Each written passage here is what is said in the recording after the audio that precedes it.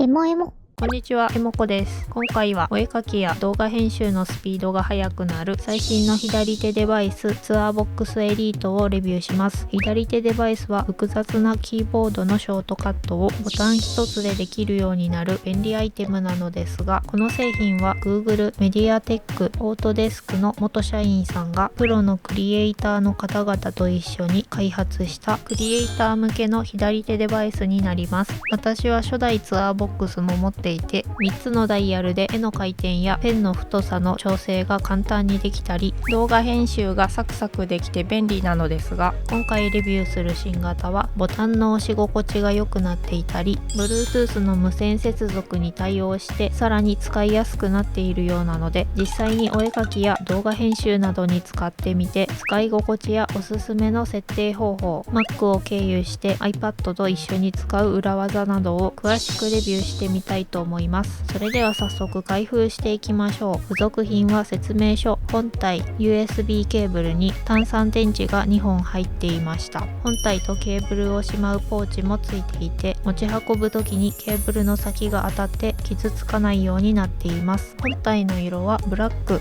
ホワイト、スケルトンの3色から選べますが、今回はツアーボックステックさんからレビュー用にスケルトンをお送りいただきました。やや暗めのスケルトンでチープさがなく、表面がサラサラしていて指を動かしやすいです。重さが電池込みで 423g あるので、外に持ち運ぶ時は少し大変そうですが、重みと裏側のゴムのおかげで操作中に動かないようになっています。サイズは iPhone よりもコンパクトなので、マウスを握るのと同じような感覚で操作できます。11個のボタンと押し込み可能な3つのダイヤル、ノブがついていて、位置や大きさがバラバラなので初見の人は使いづらそうに見えるかもしれませんが、手を添えるとちょうどいいところにボタンがあって、指に変な力を入れなくても全てのボタンが自然に押せるようになっています。手元を見なくても指に当たるボタンの形でどこに何のボタンがあるのかがすぐにわかるので、慣れれば手元を見ずにサクサク操作できると思います。ボタンの形が揃っていた方が見た目は綺麗なのですが、その分覚えにくかったり押し間違えることがあるので、見た目よりも使い心地重視なのは個人的に嬉しいです。今のところ右利き用しかなく、左利き用は開発中らしいのですが、ノブが真ん中にあるおかげでどちらの手でも操作できるので、左利きの人で使っている人も結構いるようです。デザインは初代ツアーボックスとほぼ一緒ですが、ボタンの押し心地が全体的にかなり良くなっています。左側のボタンは小指でも楽に押せるくらい軽くなっていますが、指を置いただけで誤作動しないようなちょうどいい押し心地です。後で詳しく説明しますが、ダイヤルの操作感もかなり良くなっています。それでは実際に使ってみたいと思います。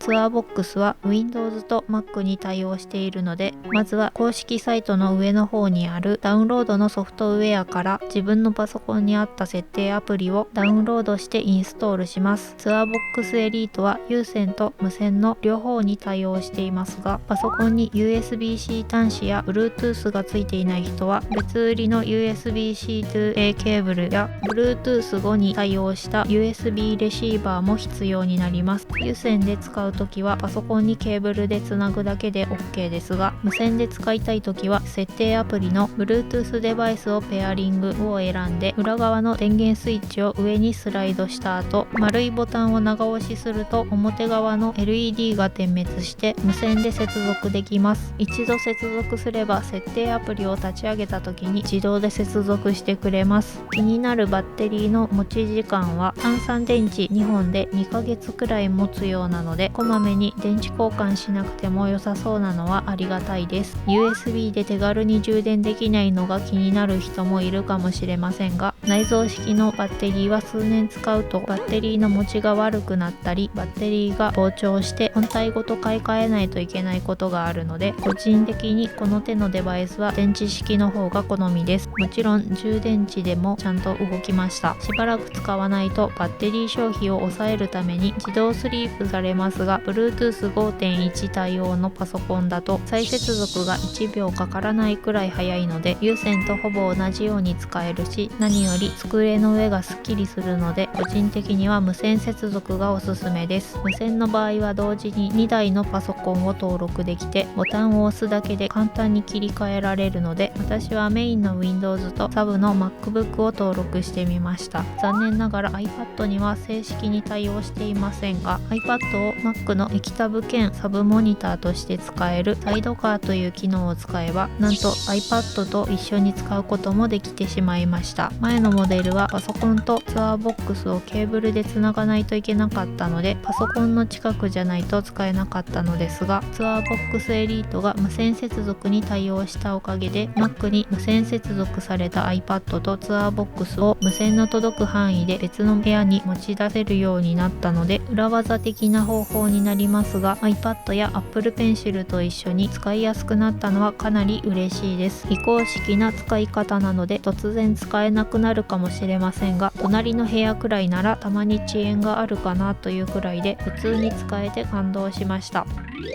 他の左手デバイスは使えるソフトが限られているのもありますが、ツアーボックスはイラスト、動画編集、作曲などほとんど全てのソフトに対応していて、オートプリセットをオンにすると使用中のソフトに合わせて自動でプリセットを切り替えてくれます。例えば 3D モデリングをするときは、モデリングソフトとお絵描きソフトをたまに行き来しながら作業するのですが、ソフトを切り替えた瞬間に自動でプリセットを切り替えてくれてとても快適です。初期設定だとクリップスタジオのプリセットが入っていないので、左上のプラスボタンから設定してみます。右側のボタンの一覧から設定したいボタンをクリックして、ボタンに割り当てたいキーボードのキーを押すと設定できます。ボタンの同時押しや長押し、ダブルクリックにも対応していて、ボタンを押さえる組み合わせなどを全て含めると1つのプリセットに300以上の機能を登録できるようです。そんなにたくさん登録すると管理が大変そうですが、設定アプリがよくできていて、登録した名前や設定したキーで検索できたり管理がしやすくなっています。ただいきなりたくさん登録しすぎると使いこなせないので、個人的にはツアーボックスに慣れるまではなるべくボタン一つで使える機能に絞って設定するのをおすすめします。自分で一から設定してもいいのですが、公式サイトなどで他の人が作ったプリセットをダウンロードして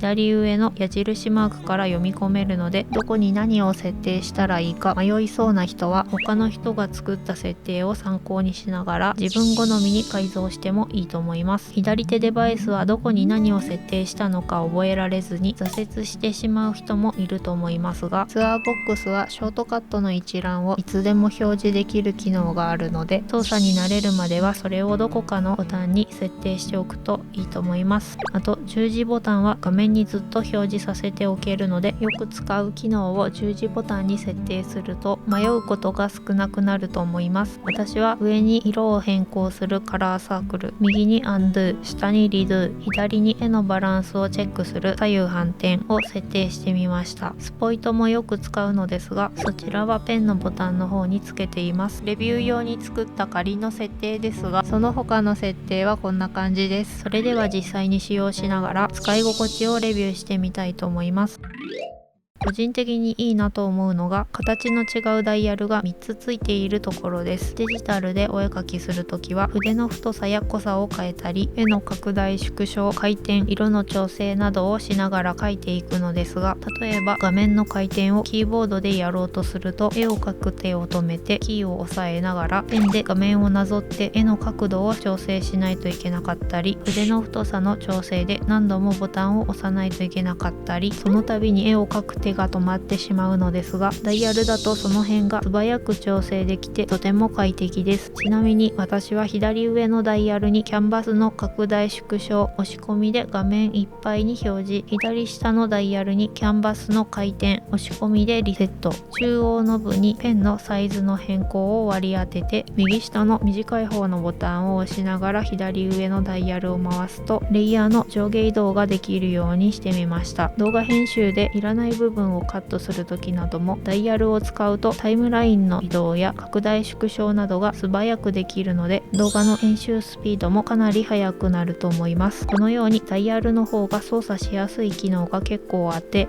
ダイヤル1つだと足りないのでダイヤルが3つついているのが本当に便利です。ダイヤルの操作性も前のモデルよりも良くなっていて、ハプティクスフィードバックという機能でダイヤルのカチカチする強さをオフ、中、大の3段階から選べたり、ダイヤルを少し回しただけで反応しすぎないように感度を3段階から調整できたり、自分の好みに合わせて使い心地を調整できるようになっています。個人的にダイヤルはカチカチする方が好きなのですが、大だと私には少し強すぎたので中の設定で使っています。ツアーボックスにはマクロというよく行う動作を自動化できる機能もついています。例えば絵を描きたい時にアプリを起動して新規キャンバスを作って資料アプリを表示してのような操作を自動化できるので、お絵描きしたいと思った時にボタン一つでお絵描きを始める手前まで全部やってくれてすごいです。他にも画像の書き出しやキーボードを何度も押さないとたどり着けないような奥深くにある機能をボタン一つで実行できるようになるので、うまく使いこなせばかなりの時短になると思います。ただボタンには本当によく使う機能を割り当てた方が便利なので、マクロはツアーメニューの方に登録するのを個人的におすすめします。ツアーメニューはマウスを右クリックした時に出るメニューを自作できる機能で、こちらにもショートカットやマクロなどを登録できます。ツアーメニューにはボタンに登録するほどではないけど、あると便利な機能をまとめておくと便利だと思います。ちなみにクリップスタジオにもよく使うツールをまとめられるクイックアクセスという機能があるので、私はそれを上のボタンのダブルクリックで呼び出せるようにしています。ツアーボックスは一つのアプリに複数のプリセットを設定できるので、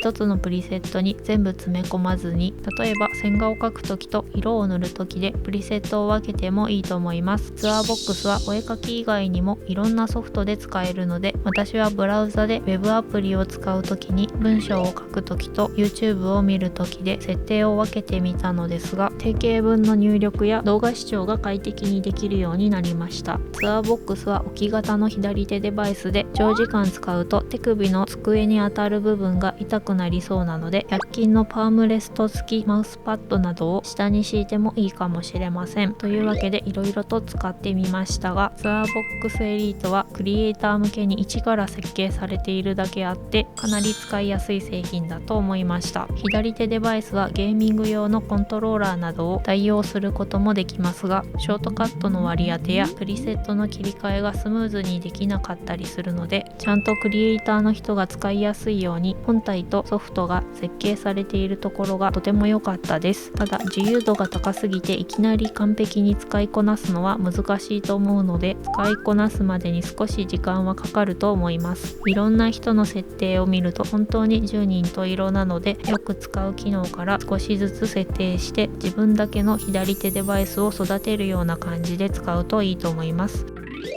最後にツアーボックスエリートの気になるところですが、無線接続やボタンの操作性が良くなったこともあって価格が前のモデルよりも上がってしまったところです。なので無線接続やダイヤルのフィードバックなどが不要で、少しでも安く買いたい人は有線のツアーボックスネオを選ぶのもありかなと思います。ただ4月30日までクラウドファンディングの先行販売で 30% くらい安く購入できて、有線モデルと価格がほとんど変わらず新型のツアーボックスエリートをゲットできるので、気になる人は動画の概要欄から販売ページをチェックしてみてください。このチャンネルではおすすめのガジェットやお絵描き関連の動画を投稿しています。この動画が参考になったよという人はチャンネル登録や高評価、コメントなどしてもらえると動画を作る励みになるのでよろしくお願いします。ご視聴ありがとうございました。